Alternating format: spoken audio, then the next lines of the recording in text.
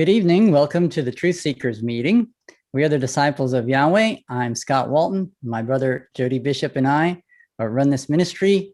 Tonight we have a wonderful guest to talk about Islam. And we do ask you to support our ministry with your prayers. Also go to our YouTube channel. There you can find our email address and you can contact us.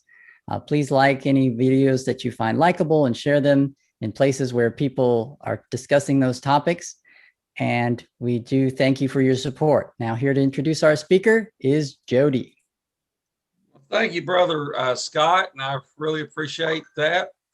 We got a legendary speaker tonight. I mean, he's wrote countless books. I'm going to have to start collecting all of his books because I know I was reading the list of books that this guy's wrote. I mean, he's like the Norm Geisler, except he focuses on Islam.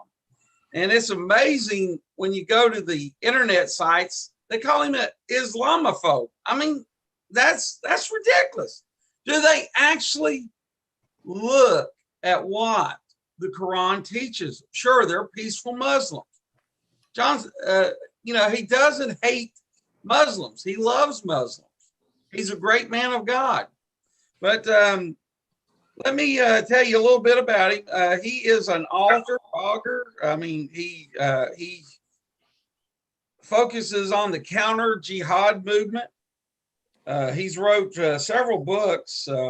I've got, a couple of them, the Jihad. And he's got a new book. He's actually redid this book, Did Muhammad Exist? But tonight, we are going to focus, is Islam a violent religion? So I'm sure it's kind of paraphrases this book. He has founded a blog that tracks Islamic extremism. He's co-founded a group, Stop Islamization of America, and many other things. He does a really great job in America, and he exposes Islam for what Islam really is. If we said the same thing that Muslims say about us, if Christians did the same thing as Muslims did, we'd be considered a hate group.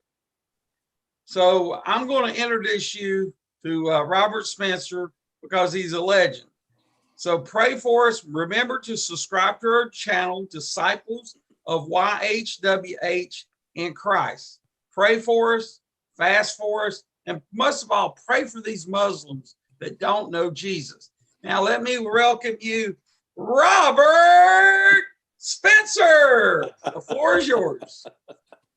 Thank you very much. I wanted to thank you for having me on tonight, and you wanted to discuss whether Islam is a religion of peace. There's an interesting distinction that needs to be made about that question, and that is a lot of people say that if you say that Islam is not a religion of peace, you're saying all Muslims are terrorists. Now, there seems to be a shortage of common sense when it comes to these questions, because whether Islam is a religion of peace or not is based on what the Quran teaches, what Muhammad teaches, and what Islamic law teaches. That's what you look at to determine whether or not Islam is a religion of peace. When you are talking about any individual Muslim, however, you cannot be sure that that person has any knowledge of or any interest in following teachings that may be violent in the Quran and the teachings of Muhammad. The teachings of the religion are one thing, and the way that a person carries them out in his own individual life is a very different thing. So to speak about Islam is not to speak about Muslims at all, any more than to speak about Christianity is not to speak about Christians in the aggregate. If I were to tell you that Christianity teaches that Jesus is God who became man in order to save men from their sins and open up the way to heaven for us, that doesn't mean anything about individual Christians, some of whom are very knowledgeable and devout, some of whom are not. Many people call themselves Christians and are completely remote from the teachings of Christ. And it's the same thing in Islam. There are some Muslims who don't know what Muhammad taught and don't care. some who do know but don't act upon them, what Muhammad taught and what the Quran teaches. The individual Muslim is not implicated as a terrorist by saying that Islam is not a religion of peace. This is often obfuscated by people who should know better and probably do know better, people who want to portray honest discussion about the teachings of Islam as some attack on Muslim people. And so you mentioned, Jody, that people say I'm an Islamophobe. Well, that's a made-up word to start with. It's not a real word. It's not a real concept. It's a made-up word that's designed to intimidate people into thinking there's something wrong with opposing jihad violence and Sharia oppression. But the idea that there's something wrong with discussing these things about Islam is based on the false claim that it will harm Muslims if you do, or it will somehow endanger them. That is, there's no reason for that whatsoever. The Quran was written 1300, 1400 years ago. It says what it says. If we talk about what it says now, that doesn't make any difference. It doesn't change what it says, and it doesn't make any difference to what any individual Muslim may act upon or not act upon in the Quran. So it's a completely different issue, but they're often put together in order to intimidate people into not wanting to discuss the teachings of Islam. Now, when you look at the Quran, you see that it's unique among the scriptures of the various religions of the world in that it does have doctrines calling for violence against unbelievers. It says, fight them until religion is all for Allah. That's chapter 8, verse 39. And some people might say, if we have a Muslim who watches this or something, he might say, you know, that's fighting in a spiritual sense, like we would have a discussion and I would counter your false ideas or something like that. But the fact is that the chapter that comes from is called Al-Anfal, the spoils of war, chapter 8 of the Quran. There are no spoils of war in a spiritual struggle. If I try to pray more and to do better, to serve God, there are no spoils of war that result. So the fact that the chapter is called Spoils of War, that 2 verses after the one I quoted, 839, fight them until religion is all for Allah, 841, chapter 8, verse 41 says that you have to give 1/5 of the spoils that you win in the battle to the Prophet. Now, that doesn't make any sense unless you are actually waging hot war against non-believers and taking their possessions, and then you divide them up and you give 1/5 to the Prophet or to the Islamic leadership after the death of the Prophet. So it's very clear that hot war is envisioned, and until Islam has total hegemony, until religion is all for Allah, chapter 9, verse 29 of the Quran says to fight against even the people of the book, which is the Quran's name for primarily Jews and Christians, until they pay the jizya, which is a tax, with willing submission and feel themselves subdued. So that, in other words, they have to submit to the Muslims and accept the hegemony of Islamic law. And then they're allowed to practice their religions as long as they pay this tax and accept the other restrictions. So no other religion has this kind of thing. There have been people who have been violent in the name of Christianity, but there is no teaching in the New Testament that calls upon believers to be violent against unbelievers. There just isn't one. Whereas people will say, well, yeah, it's all in the Old Testament. But actually, even the Old Testament chronicles people being told by God to wage war against certain groups and doing so. And those passages have troubled Jews and Christians throughout history, and they've come up with various interpretations of them. But no Jewish or Christian group has ever thought, because Joshua takes out a city in the book of Joshua, or because these things happen in the book of Judges or Deuteronomy or wherever, that therefore we should fight against unbelievers today. These are always understood, at very least, as very specific commands for a specific time and place, whereas the Quran's commands to wage war against and do violence to unbelievers are considered in Islamic theology and law to be overarching, to be open-ended, to apply to all times and places, not to a bygone time and a bygone place. Now, there are Muslims who will deny that. And many Muslims will say, no, no, no. All the commands of warfare only have to do with Muhammad's time and are not valid for all time. But you run into several problems with that. One is that the Quran teaches that it is indeed all for all time, that it's the perfect book, perfect forever in heaven with Allah, and then given to Muhammad through the angel Gabriel. And it's the perfect guide for human beings for all times. And also in Islamic theology, what is considered to have been revealed later supersedes what's revealed earlier. And that's very problematic for the people who claim that the war passages only have to do with a bygone era, because the war passages were revealed later than passages that are more peaceful. And so you end up with the idea in Islamic theology, not made up by Spencer or any other so-called Islamophobe, but in Islamic theology, you get the idea, you get the teaching that the passages of warfare supersede the passages of peace. And that is taught by Ibn Ishaq, Muhammad's first biographer in the 8th century, and by Islamic scholars throughout the ages. So the problem is, for us, is that there are some Muslims, not all, like I explained before, but there are some who will believe that and act upon it. And that's where it becomes important for non-believers to be aware of these teachings and to protect themselves and guard themselves accordingly. And policymakers in the West should also take notice of these teachings in making policy regarding immigration and other issues, but they don't. And this is one of the reasons why we have seen so many jihad attacks in Europe and some in North America as well, and why we will see many more. Because while there are a lot of Muslims who don't carry out these teachings, there are some who do. And consequently, as long as they're believers in the Quran and the Sunnah, there will be some who will believe that they are serving God by doing acts of violence. Like Jesus says, the time will come when men will kill you and think they're offering service to God. Well, that describes jihadis to a T.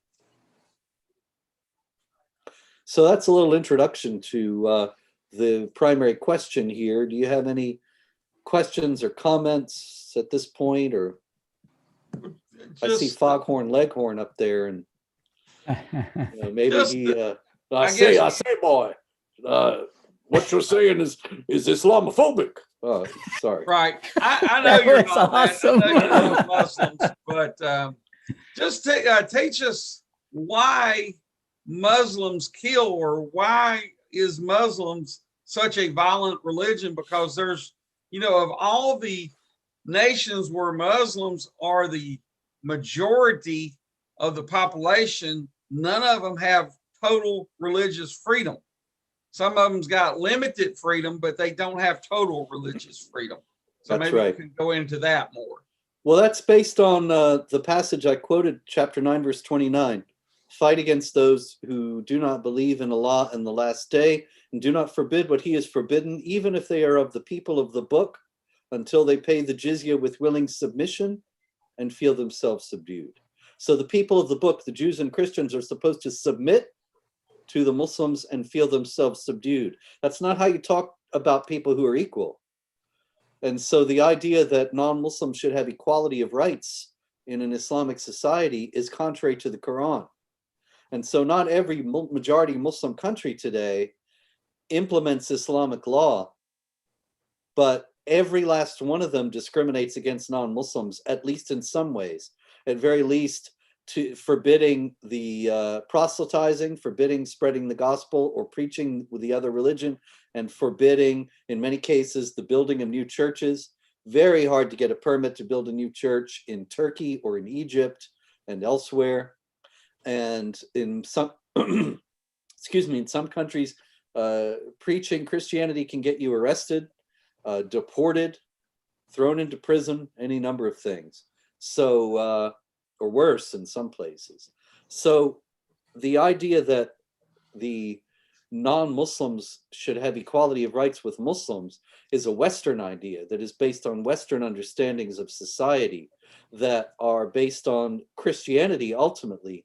even though the West has, to a tremendous degree, discarded Christianity, and we can talk about the post-Christian West more accurately than we could talk about the Christian West. Nonetheless, the idea of the equality of dignity of all people before the law is a fundamentally Christian concept that is based on the idea of the equality of dignity of all people before God. And the difference between that idea and Islam is summed up by the Quran in chapter 48, verse 29, which says, Muhammad is the apostle of Allah. Those who follow him are ruthless to unbelievers, merciful to one another. Now, that's just the total opposite of what you see in Jesus's teaching. The Lord says, do not resist one who is evil, but if somebody strikes you on the right cheek, turn the other one toward him so that he can strike that one too. Do not do evil for evil, that love your enemies and pray for those who persecute you. All these things are completely opposed to the idea that you should be ruthless to the unbelievers and merciful to one another. Christianity teaches you should be loving, kind to everyone. Now, that does not preclude, as many claim today, the obligation of self-defense and of defense of one's own family, defense of one's nation, and so on. But it does mean a fundamentally different orientation toward the world. And the idea that everyone is equal in dignity before God, that is based on the idea of everybody being created by the one God, and God so loved the world that he gave his only begotten son, and God does not desire the death of the sinner, but desires all men to be saved and come to the knowledge of the truth. All these things are completely opposed to the Quranic idea, to the Quranic ethic of be ruthless to the unbelievers, even with Allah himself. In chapter 32, verse 13, as well as chapter 7, verse 179 of the Quran, says that Allah says he could have guided everyone to the truth, but instead he's going to fill hell with jinns, these spirit beings, and human beings. And that's just astounding. But it very much shows that he simply doesn't love all human beings, even though he created them. And as a result, the societies that are based on these ideas do not value all human beings in the same way. Whereas societies that are based, or at least were originally based, on the Judeo-Christian ethic, they grant equality of rights to all people.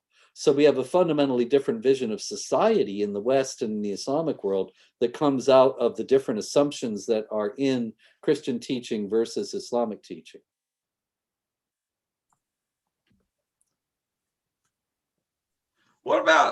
Tell me a little bit more about this book. Probably our audience would want to know more about this book. The History of Jihad from Muhammad to ISIS is the best book I ever wrote. And so for whatever that's worth, it's a good one. Take it from me. Foghorn Leghorn will tell you too. I'm sorry, Foghorn, I don't mean to. I'm not making fun of you yourself. I just like your image there. In any case. Thank you. I appreciate that. Thank you, Ed. Hello. I say, boy. That book, The History of Jihad, that's a good book. I haven't heard Foghorn in years. That might not be anywhere even close. But anyway, you've changed. The History of Jihad. I wrote that for a very specific reason. One is that there was no history of jihad available in the world. There are some histories of jihad against Europe, and that's an important subject, and they're good books. But this is the first. The History of Jihad, the book you held up, is the first and only history of jihad that gives the story of jihad all over the world through 1400 years of Islamic history, in India, in Africa, as well as in Europe, in America as well, and going right up to today. The history of jihad is important because of the arguments that you will have from Islamic apologists about the Quran. Now, I just briefly told you some passages of the Quran that are violent and told you about different understandings of human beings that arise from Christian teaching and Islamic teaching. But if you get Islamic spokesman, if you were to have on this show, next time you have it, some Islamic apologist, he would say, oh, Spencer, you know, he's a terrible person and he lies and says all these terrible things about the Quran. And the Quran, really properly understood, teaches peace. And you see here, it says in chapter 109, it says, say to the unbelievers, I do not worship what you worship, and you do not worship what I worship. I'm not going to worship what you worship, and you're not going to worship what I worship. You have your religion, and I have mine. And so clearly, you see, the Quran teaches tolerance and mutual coexistence. And they'll tell you all kinds of things like that, and not explain to you how passages like that are considered in Islamic theology to have been superseded by the violent passages, the ones I quoted before, and many others that are in the book. So the argument has focused in the United States over the past 20 years since 9/11, and before that as well. The argument has focused on the Quran, and people who are aware of the nature and magnitude of the jihad threat speak about the violent passages of the Quran and also the violent aspects of Muhammad's life. And then Islamic spokesmen and apologists will tell you, oh, no, no, no, that you're taking it out of context or you're misunderstanding it. You have to read it in the Arabic, various things, and give you a different idea of what the Quran teaches. So I wrote The History of Jihad to settle that argument, because nobody ever looks at, people look at the Quran and the life of Muhammad, and then they look at today. Well, nobody ever looks at what happened in between. And that's 1400 years of history of Muslims reading the Quran, reading the life of Muhammad, and then acting in certain ways. So how did they act? Well, as it turns out, as I show in the book, in Europe, in India, in Africa, in the United States, everywhere Muslims have gone for 1400 years, there have been some of them who have waged violent jihad against the non-Muslims. And the history of Islam is a history of war and conquest and subjugation. And there has never been a time, just like Jody, you pointed out, that no country in the world that is majority Muslim grants equality of rights to the non-Muslims. So also in 1400 years of history, no place that Muslims have gone have they not waged war against the non-Muslims there. No place. So you see how that's the argument settler? Because that shows how Muslims have understood the Quran throughout history. They didn't think that the violent passages were only from Muhammad's time. There were Muslims acting on those violent passages all through history. They didn't think that the violent passages of the Quran, properly understood, meant don't kill the unbelievers, give them a hug, because they were killing the unbelievers all throughout history. So it shows that what the Islamic spokesmen and Islamic apologists in the United States have been telling us all these years is lies based on how Muslims have behaved, and that there's been jihad all through history from the time of the beginning of Islam until now. And as a case in point for what I'm saying, is proof of what I'm saying. There was this guy on YouTube, this Islamic apologist, and he said, he did a video about, and he's holding up the history of jihad and he's looking through it, and he says, I asked my parents for this book as a present for my birthday because I wanted to refute it, and I'm going to show that not only is it wrong, but it's wrong in a way that shows that Spencer is a liar and he's evil and he's a terrible person. And I'm going to show you how this, I'm going to go through this whole book and show you how this whole thing is all wrong. And so I thought, okay, you know, I'll pull up a chair, get some popcorn, and we'll see how this goes. And he did 2 videos after that, I believe it is. And he goes through the first chapter. The first chapter of the history of jihad is all about what the Islamic texts say about the life of Muhammad. And so they show how Muhammad fought battles and killed people and ordered the assassination of his enemies, various things like that. And the guy says, oh no, see, here it says, Muhammad, you've always been just to us, and you left that out.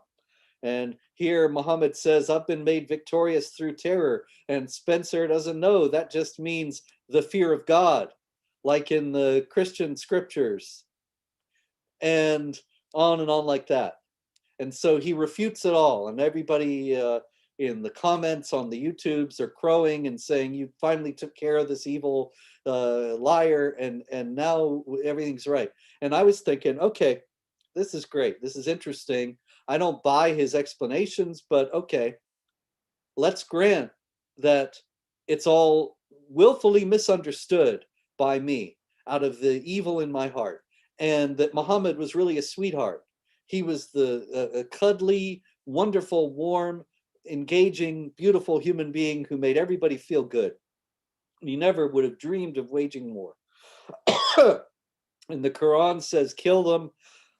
Excuse me. But what it really means is buy them flowers when you read it in the Arabic. So, granting all that, what's he going to do with the rest of the history? How is he going to explain how Muslims throughout history have been misunderstanding their own religion? And he never made another video. And it's been a year or so now, and I think I ain't going to get any more of these videos, am I? Because the man can't refute the history. The history shows what he said in the first two segments. It was completely wrong, because it shows how Muslims were understanding the Quran, and shows that they were understanding it as violent and acting upon it as violent. And so I thought, well, you know, that the case is kind of made, and in another video and starts going through the history, then we might have something to talk about, but I'm not holding my breath here. So that's the history of jihad. It goes right all the way up to 2018 when I wrote it. And of course, a lot's happened since then. I guess I'm going to have to make another one of those. But I did do a revised edition of this, and you can get this now at your local bookstore and at Amazon. This is Did Muhammad Exist? The revised and expanded edition. Because not only did Muhammad teach warfare, but he didn't even do that because he did not exist. Now, a lot of Islamic apologists try to make something out of this and say, well, how can you say that Muhammad teaches violence if he's a legend and he didn't even exist in history? And I think, are you serious? This is not a serious argument, is it? Look, I'll give you an example. In Shakespeare's play Macbeth, Macbeth kills the king and becomes the king himself. Now, I can tell you all about Macbeth. He had this wife, Lady Macbeth, and she was egging him on and making him do it. And then she felt guilty later, and she realized that the guilt was on her soul forever of having killed a man. And I can tell you all about Macbeth. It never happened. It's a play. Shakespeare wrote it. So we can talk about Macbeth and what happened in the play, and there are things that happen in the play, and you could say, well, in Macbeth, he gets turned into a man with a donkey's head. And I could say, no, that's not Macbeth. That's in A Midsummer Night's Dream. And so, in other words, we can talk about what happened in Macbeth and what didn't happen in Macbeth, but that neither discussion has anything to do with whether Macbeth really happened or not. It's a play, it's a story. It's the same thing with Muhammad. We can look at the Quran and look at the Islamic texts, and we can see what Muhammad is depicted as saying and doing. And because Muslims believe in Muhammad, they act upon those teachings. But that doesn't make them any more historically accurate. And there are a lot of reasons for that, but I don't know if you want to go there or not. So you just tell me where you want to go and we'll talk about that. Oh, I'm enjoying this talk about violence. You know, you were saying there wasn't a history of jihad, but there is a little bit of Maghazi literature out there. You know, the Muslims don't like to talk about that history of the wars of Muhammad. Oh, Uh, yeah. I didn't mean to say there wasn't a history of jihad. There is a history of jihad. I wrote it. yeah. But there's also a history of Muhammad's conquests. Absolutely, yes. But, you know, a lot of times Islamic apologists, what I meant was a lot of times Islamic apologists will lie about what's in the texts Mhm. because they're counting on Americans not knowing what's in the texts, not having read the Quran, not having read the life of Muhammad. And so, for example, years ago, I was on a radio show with Hussein Ibish, who I haven't heard anything from him lately. I hope he's doing okay. But years ago, he was very prominent as a spokesman for the Palestinians. And he and I were on a show, and I started talking about Islamic anti-Semitism and the fact that the Quran says that Allah turned the Jews into apes and pigs, which is chapter 5, verses 59 and 60. And Hussein Ibish said, that's not in the Quran. And I was ready, and I said, you can't fool me. You can lie to the American people on this show, but you can't lie to me. It's chapter 5, verse 59 and 60. And he actually wrote an article denying this and got it published somewhere. And I couldn't believe it, but I realized he's just counting on people never having read the Quran, and they're not going to go and check. And it's the same thing with the battles of Muhammad. People don't know. You know, Karen Armstrong, the non-Muslim Islamic apologist who's written 2 biographies of Muhammad, she actually compared him to Gandhi and said he was such a man of peace and he always tried to bring peace. And, you know, most people haven't read the life of Muhammad. They don't know how much she's lying. Yeah, I was tempted to mention Karen Armstrong and say, why hasn't she written a book of Maghazi literature or a review thereof? But you know what you were saying is Americans don't know the Quran, but it seems to me even the Muslims don't know what's in the Quran. Many And don't. when we talk to them, we almost have to convince them that there's this violence because they're completely unaware of it. And so I'm thinking, you know, their leadership has misled them. Who is it that's hijacked Islam?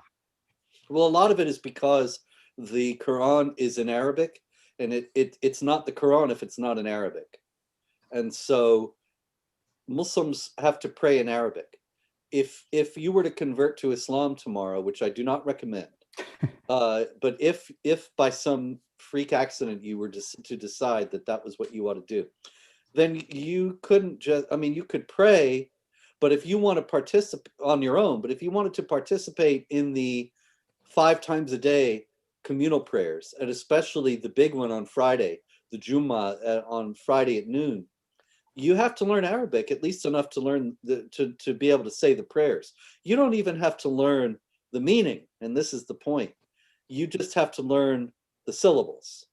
And so that's how a lot of Muslims have learned the Quran, especially in light of the fact that most Muslims today are not Arabs, and Arabic is not their native language. The biggest Islamic country is Indonesia. The second biggest Islamic population is in India or Pakistan. Pakistan may have overtaken it at this point, but in any case, neither of those are Arabic-speaking countries. If you Right. are going to madrasa or mosque and you're speaking Arabic, you may not have any idea what it means.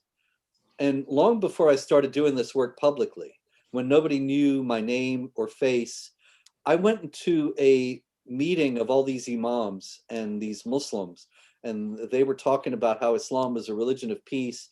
And I raised my hand and said, I'm troubled by, I love all that you're saying, but I'm troubled by some passages like, and I quoted the one I quoted here earlier, chapter 48, verse 29, Muhammad is the apostle of Allah. Those who follow him are merciful to one another, are ruthless to the unbelievers and merciful to one another. And some of the people there said, oh, no, that's not in the Quran. And then this one man was thinking about it, and you could see the wheels turning, and he was thinking it over and repeating to himself phrases of Arabic. And then he said, yes, actually it is. Yeah, it is in there. And he had just had to think about it in the Arabic and get to the passage of in his head how he had it memorized. And so that indicated, you know, a lot of Muslims don't know what's in the book. And that's not because they're not religious or devout, but just because they have been treating it as Arabic ceremonial and not as a book to read and understand. But anyway, I'm sorry to have cut you off, and please go ahead. Oh, no, no. I want you to go ahead because you're such a great speaker. Oh, you're very kind. Anyway, but did you have anything, any Yeah, question or any? quick question, John. Yes, sir. Do you have any experience with the cults of Islam? In my area, we have the Nation, and the Nation also, which is they're the people who follow. These are the groups that follow Louis Farrakhan. They also use the Quran, and to make their points also. Is there an approach to these groups to show that there is an orthodox view of this, and that they've actually perverted the Quran to make their point? Yeah, absolutely. And I'll say a few things about that. I just wanted to clarify. My name is Robert Spencer, and I didn't realize it said, John, I'm not the only person who uses this setup. And so I didn't realize, I forgot to change it back at the beginning. So anyway, if there's any confusion about who I am, my name is Robert Spencer. Usually I'm called Richard and not John, but in any case, Robert is the name. And as far as the Nation of Islam goes, you're right. It's not Orthodox Islam. It's a very strange combination of some Islamic teachings, some Christian teachings, and a lot of just race hate that is mixed in. The Nation of Islam teaches that white men are the devil, which is kind of the official religion of the United States today, but that's another story. And the idea is that this evil scientist, Mr. Yaqub, cooked up white people on the island of Madagascar long ago, and they somehow got loose and have been wreaking havoc all over the world ever since. And this idea comes out of a lot of race discrimination that was taking place in the United States, fueling resentments in the 1930s when the Nation got started. Interestingly enough, it was started by a man named Wallace Farad, who appears to have been a Muslim from Pakistan. And he was in Detroit and apparently convinced a man named Elijah Poole that he was a prophet, maybe that he was Allah himself, that the true religion was Islam as explained by Wallace Farad or W.D. Farad. And Elijah Poole became Elijah Muhammad, and the Nation of Islam became very popular among some Black Americans. And of course, after that, Malcolm X was the foremost exponent of the Nation, and he was a very formidable individual because he was very fierce, very radical, but very articulate, intelligent, and able to impress people outside the circle that it had moved in before. And then he became an Orthodox Sunni Muslim, and that really showed up the difference between Orthodox Sunni Islam and the Nation. He didn't even realize it himself. He went to Mecca to do the pilgrimage, and they said, well, you're not actually a Muslim. And he realized that he had been taught a lot of things that were not Islam, and he made the Islamic profession of faith and renounced the Nation, which got him assassinated shortly thereafter when he returned. But in any case, one of the things that he says in his book that's called The Autobiography of Malcolm X, but it was actually written by Alex Haley after speaking with Malcolm, that he realized when he was in Mecca and saw that there were Muslims of all races, that the white man was not the devil, that the devil was something else altogether and not identifiable with any particular single group. So the Nation to this day is not recognized as an Orthodox group of Muslims by the mainstream Muslims, Sunni or Shiite. But there is a lot of mutual cooperation. And Louis Farrakhan, who's the head of the Nation now, has traveled to Muslim countries and presented himself as a Muslim and raised money and identified the Nation's efforts with those of jihadis and Muslim movements worldwide, like the Palestinian jihadis of Hamas and Hezbollah and so on. And so there's a lot of confusion on this issue. But the idea of the nation ultimately is not Islamic.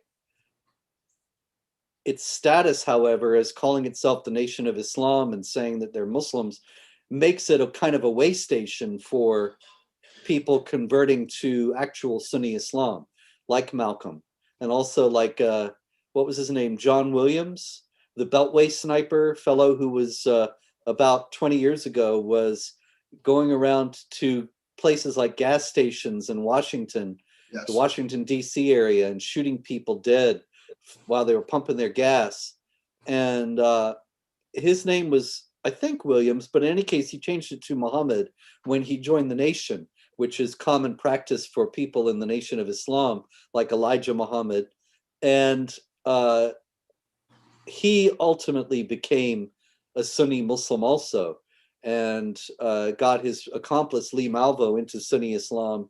He was a great admirer of Osama bin Laden and so on. So it was the nation that was kind of a gateway drug that led to the real jihad groups.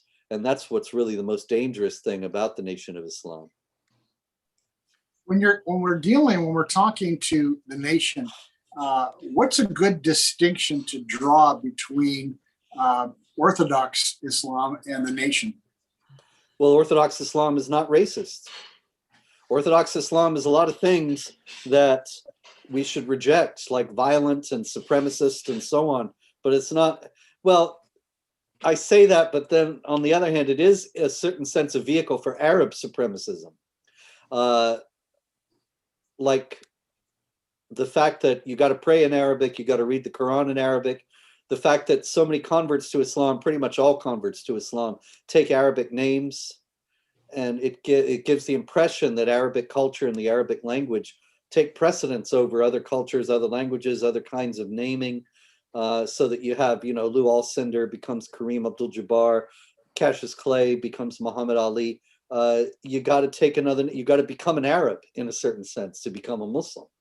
And so you could, if you're trying to talk to the nation, you could appeal to them on that basis and say, they're essentially saying, Islam is essentially saying that to be an Arab is better than to be a Black African or an African American. And so that's racist as well. And but the race theories that the nation has are nothing to do with real Islam. And so you're not really even a Muslim. And even if you were a Muslim, you would not find yourself escaping from racial discrimination and stereotyping. Has anybody from Orthodox Islam, has anybody ever challenged the interpretation of Wallace Fard?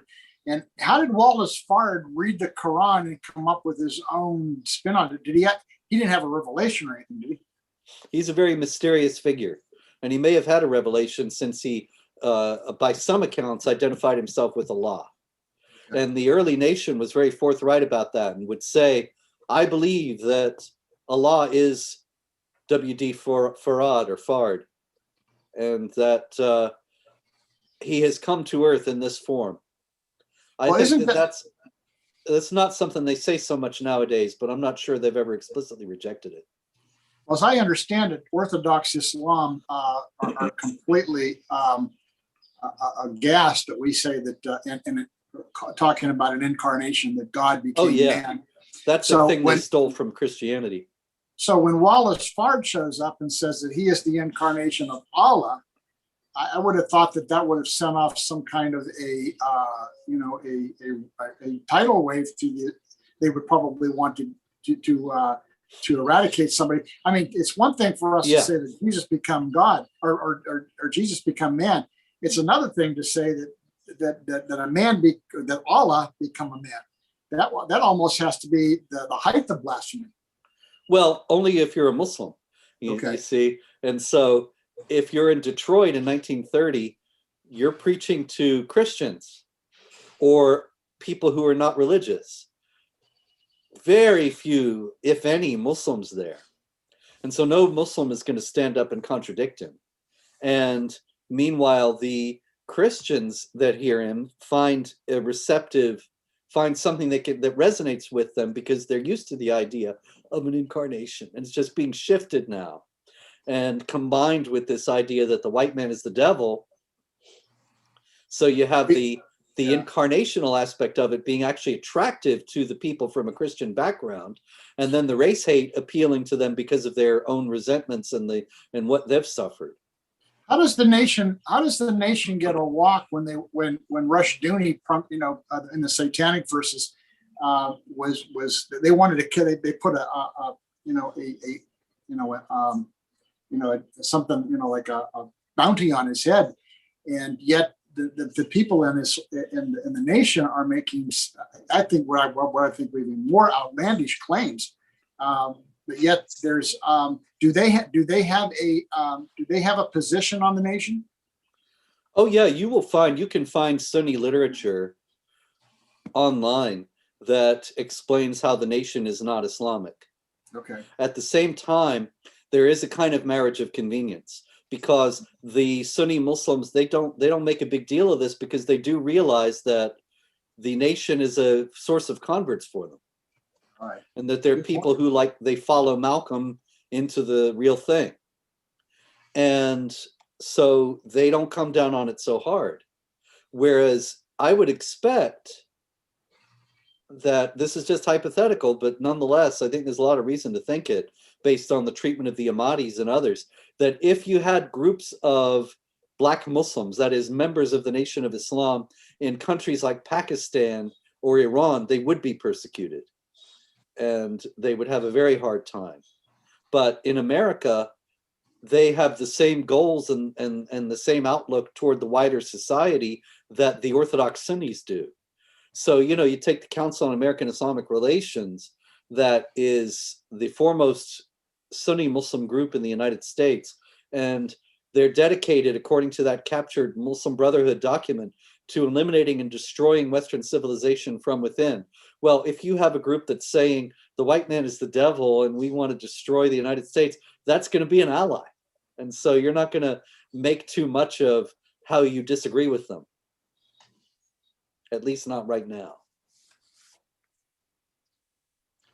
What about all this this human trafficking that goes on in Islam? And it's like the Muslims. I know Muhammad supposedly, he had married a 6-year-old and then consummated the marriage at 9. So, that's like pedophilia. I mean, that's a child molester. So, yeah. Any comments on that and the teaching of Islam on it? A lot of times, let me go back to the rebuttal arguments that Islamic spokesmen will make, and they'll say, in the first place, they'll say that, oh no, Aisha was 19 or whatever, 29, 50, but the Islamic texts, the hadith, the reports of Muhammad's words and deeds that deal with Aisha's age, all of the ones that are actually considered most reliable by Islamic scholars say that she was 6 when he married her and 9 when he consummated the marriage, and that he was 51 when he married her and 54 when he consummated the marriage. So that is pedophilia, as you have noted. And then they will say, but that was a very different time, and it was the 7th century, and it was common then. Yeah, okay, fair enough. The problem is that Muhammad is, according to the Quran in chapter 33, verse 21, the excellent example of conduct, which is a universal statement. It means if he's the excellent example of conduct, he is the excellent example of conduct in every detail for everything he ever did. And so if he did it, it's good, it's right, and you should do it. And so when the aid workers in Afghanistan went into the refugee camps in 2003, when we toppled the Taliban, although they'll be back soon, but in 2003, the aid workers found that half of the girls of 2nd grade age were already married, and all of the girls above that age, 3rd grade on, were married. 3rd graders fourth graders, fifth graders, sixth graders married. Now, why was that? Because Muhammad did it, and Muhammad's example is paramount. And I have on Jihad Watch, my website, jihadwatch.org, whenever there's a story about child marriage, I post a whole list of quotes from Islamic scholars all over the world saying there's no minimum age for girls for marriage. No minimum age. You can even marry a baby. And that this is based on Muhammad's example. And so the thing is that it is an Islamic tradition, and Islamic tradition is normative for Islamic law. If Muhammad did it, then it's exemplary. And so it victimizes who knows how many girls across the centuries and millions of girls today who are forced into these situations that are physically harmful for them and emotionally harmful for them and can scar them for the rest of their lives. And they are forced into these situations because Muhammad did this. Robert, what's a good way, we just say in common circles, you meet somebody who's either from the nation or an Orthodox Muslim. What's a good way, once they identify who they are, what's a good way to segue into a substantive discussion? Well, with the nation, it's very hard because you're white. Yes. And they're just not going to trust you. No. So you can try to have a substantive discussion, but it's probably always going to be adversarial. And when it comes to Orthodox Sunni Muslims, that is also to a great degree true. However, you can try very laboriously to build a friendship and to get to a position of mutual trust. And that's going to be difficult on a case-by-case basis. You know, there are going to be individuals who will be willing to do that and individuals who will not. And a lot of times their willingness to be friendly with you is based in inverse proportion to their devoutness in Islam, because the Quran says, do not take Jews and Christians as friends in chapter 5, verse 51, and actually repeats that without specifically naming the Jews and Christians in chapter 3, verse 28, chapter 4, verse, is it 144? I think it's 144, but it might be 44. Anyway, it's in there. And it's repeated several times also in other places. Don't take the unbelievers as friends. So you are going to be dealing with a situation where if the Muslim is wanting to talk to you at all, and if he is knowledgeable and devout, then probably it's going to be because he's trying to convert you. What's his reaction if we, like you, are seemingly very knowledgeable about the Quran? Now, that doesn't seem like from what you're saying, I don't think that's a very useful vehicle to start quoting from the Quran and pointing out errors in the Quran. How would they view that?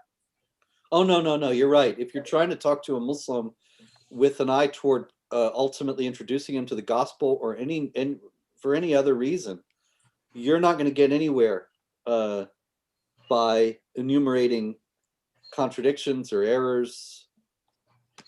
These things are only going to make the person you're talking to defensive and possibly angry.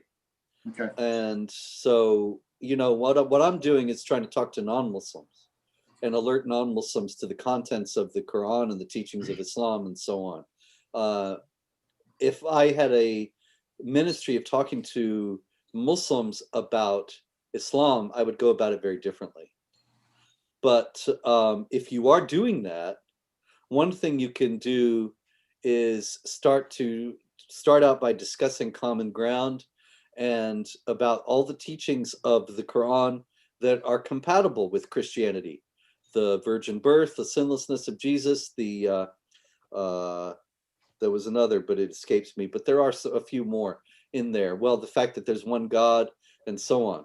And then ask what the person you're talking to, how he understands passages like chapter 10, verse 94 and 95 of the Quran, which says, if you are in doubt concerning that which we have revealed to you, then ask those who were given the scriptures before you. In other words, if you are troubled about Quranic revelation, then go verify it with the Christians. Well, then that must mean the Christians have something to say. Or in chapter 5, I believe it's 64 or 46, anyway, it's in chapter 5. It says the Christians will never be rightly guided until they abide by what's in the gospel. Now, Islamic apologists will say, oh yeah, but that's the real gospel, and you guys have altered the text. And then that's a whole other discussion you can have, and you can show how the manuscripts from the era of Muhammad are the same, of the manuscripts of the Bible are the same as the ones that we have now, and that there has not been an alteration.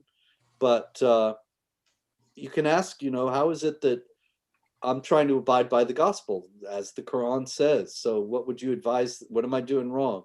And take it from there. What does the Quran say that the gospel is? The gospel in the Quran is a book that's given to Jesus. It's not the story of the redemption that comes through Jesus. It is a book of revelations given to him in an analogous manner to the Quran being given to Muhammad. And so the Quran says the Torah was given to Moses, the Injil, excuse me, the Injil or gospel was given to Jesus, and now the Quran has come that confirms the earlier scriptures. And so that's why they say the Bible's been corrupted, because it doesn't confirm the Quran. And they say the original Bible did confirm the Quran. And so I'm going to have to go in a few, I'm sorry. But in any case, the gospel then is a revelation from Allah that teaches essentially the same thing as the Quran, that was given to Jesus the prophet, and then the Christians changed its text, actually daring to tamper with the word of God, and created the New Testament, which is If I not meant, the gospel. just a real quick question, it's kind of like in the same ballpark. If I meet a Muslim and he defines himself as a Muslim, I say, what is the gospel? How do you understand the gospel? What would his likely response be? It would be, it's the teachings that were given to Jesus by Allah, and Okay. it's confirmed by the Quran. So its contents are essentially the same as the Quran, but it's been lost. It doesn't exist because the Christians changed it and substituted their New Testament for it, you see. And so you say, well, it must have existed at the time of the Quran, because the Quran says you have to abide by what's in the gospel. It had to exist, or it would be a meaningless thing to say. And so therefore we know that it's not changed, because we have copies from that time that are, and they're the same as what we got now. And that has been a way that some Muslims have actually converted. But it's a very long and laborious process. It's a lot longer to do when you're talking with a Muslim. And also, see, Islam is like an inoculation against Christianity. You know how if you're vaccinated, with a lot of talk of vaccines nowadays, if a vaccine gives you a little bit of the disease so that you build up an immunity, and then when you get the real disease, your body's ready for it. The Quran is full of inoculations, vaccines against Christianity. It says the Christians will say this, and when they say this, you say that. And so I'll tell you, I fell right into this trap without realizing it. This is back in like 1980. And I was in college, and I was talking to this Muslim guy, and I said to him, as Christians, we understand God as our Father, and Islam does not offer that kind of closeness to God. And he said, you think God is your Father? Then why does he punish you for your sins?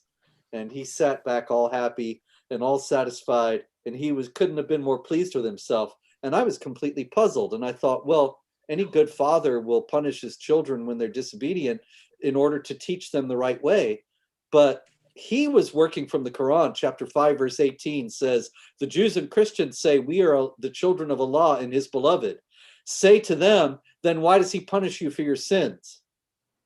So he was reading straight from the script, and I didn't know it then. And he thought that he had the perfect comeback, because it came from Allah, the perfect comeback to what I was saying. And when Christians say Jesus is the Son of God and the Savior of the world, they say, no, he wasn't actually killed or crucified, because it's in the Quran, and so on. And so you have to try to get around all that by noting that the Quran tells people to abide by the gospel, and that means it does mean the New Testament and not what they think is this mysterious lost gospel. Robert, most insightful. Thank you very much for the details. That's helpful. Good, thank you. I hope so. And I'm sorry I got to run, but it's been an hour and I'd be coughing and hacking beyond this point anyway. So All right, well, thank thank very you for much. being on our show, Robert. It's a Just one- pleasure. Just a Yes, real sir. quick, hopefully you can come back and join us. Maybe we'll get Yeah, you sure. to review your book. I was going to get you This one. to, This is Oh. Did Muhammad Exist Revised? I This was is the going to one to get. right. Available gonna- now. Okay. I was going to get you to actually speak on that, but then I was talking to Jay Smith and he just volunteered that, did Muhammad exist? So I was like, if he volunteered, I'll do it. And then I'll let, I know Jay, I know you'd be better at the subject than him, but No, Jay's brilliant. He'll be great. right. But I Nobody appreciate, can beat him on that. right. But I appreciate you coming on our show. God bless you. And You your too. ministry is definitely in our prayers. Thank you. I much appreciate that. God All right. bless.